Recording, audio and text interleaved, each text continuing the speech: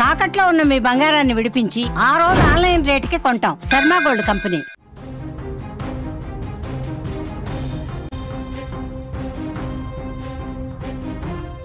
రాష్ట్రంలో మరో 2 రోజుల పాటు వర్ష భయం కొనసాగనుంది. బంగాళాఖాతంలో ఏర్పడినటువంటి ఉపరితల ఆవర్తన ప్రభావంతో ఆంధ్రప్రదేశ్లోని పలు ప్రాంతాలలో తేలికపాటి నుంచి మోస్తారు వర్షాలు పడతాయని విపత్తుల నిర్వహణ శాఖ స్పష్టం చేసింది. ఈ ఆవర్తనం తీరానికి ఆనుకొని పశ్చిమ మధ్య బంగాళాఖాతంలో సముద్ర మట్టానికి సుమారు 0.9 కిలోమీటర్ల ఎత్తులో కొనసాగుతోంది.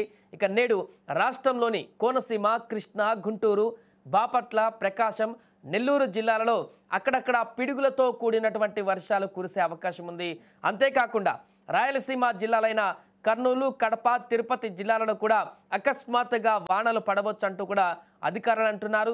దీంతో ఈ ప్రాంతాల ప్రజలు, రైతులు అప్రమత్తంగా ఉండాలని కూడా అధికారులు సూచించారు. ఇక రేపు గురువారం కూడా ఇవే వర్షాలు కొనసాగేటువంటి అవకాశం ఉంది. ఇక ఎల్లుండి శుక్రవారం రోజున కొన్ని జిల్లాలకు వర్ష సూచన కూడా ఉంది.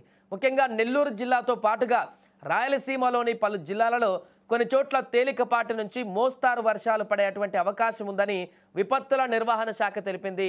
దీని ప్రకారం ఈ కారణంగా ఆయా ప్రాంతాలలో వాతావరణం చల్లబడేటువంటి అవకాశం కూడా ఉంది. సో ఈ వాతావరణ మార్పుల నేపథ్యంలో అధికారులు ప్రజలకు సూచనలు చేశారు. ముఖ్యంగా ఉరుములు, మెరుపులతో కూడినటువంటి వర్షాలు కురుస్తున్నప్పుడు పొలాల్లో పనిచేసేటువంటి రైతులు, కూలీలు మరియు పశువుల కాపరులు వెంటనే సురక్షిత ప్రాంతాలకు వెళ్లాలని కూడా హెచ్చరించారు.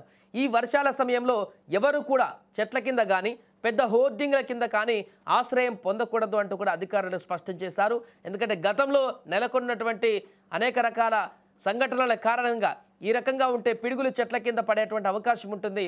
హోర్డింగ్ల వద్ద ఉంటే ఆ యొక్క నీడ కింద ఉండేటువంటి ప్రయత్నం చేస్తే గాలి కారణంగానో వర్షం కారణంగా అవి కూలి మీద పడి చనిపోయేటువంటి అవకాశం ఉంటుంది. కాబట్టి వాటి కింద ఉండకుండా జాగ్రత్త పడాలంటూ కూడా చెప్తున్నారు. అండ్ అత్యవసరమైతేనే, వర్షం మొదలైనప్పుడు అత్యవసరమైతేనే బయటికి పోతే బాగుంటుంది, లేకుంటే మ్యాక్సిమం ఇంట్లో ఉండడానికి ప్రయత్నించాలంటూ కూడా చెప్తున్నారు.